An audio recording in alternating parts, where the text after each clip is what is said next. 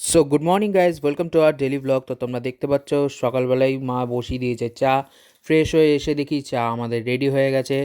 আমি আমার ভাগের চাটা খেয়েই বসে পড়লাম পড়তে, যেহেতু পড়াশোনা আমাদের খুবই দরকার। দেন তারপর চলে গেলাম আমরা ব্রেকফাস্ট খেতে। তো ব্রেকফাস্ট তোমরা দেখে নিতে পারছো। দেন এখন বাজে 1টা, আর আমরা বেরিয়ে পড়ছি ব্যাংকের উদ্দেশ্যে।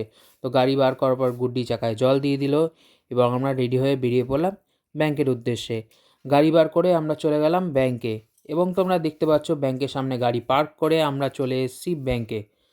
তো আমাদের ব্যাংক অফ বরোদা আমরা চলে এসেছি, এবং এখানে কাজ সম্পন্ন হওয়ার পর আমরা বেরিয়ে পড়লাম আমাদের বাড়ির উদ্দেশ্যে।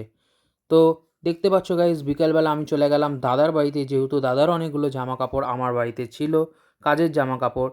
দেন চলে এসেছি আমি দাদার বাড়িতে।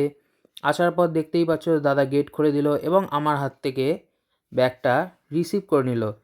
দেন তোমরা দেখতে পাচ্ছ যে আমরা লালু ভাইয়ের বিয়ের কন্ট্যাক্টটাও নিয়ে নিলাম, এবং তার বিয়ের সব জিনিসপত্র গুছিয়ে রেখে দিলাম।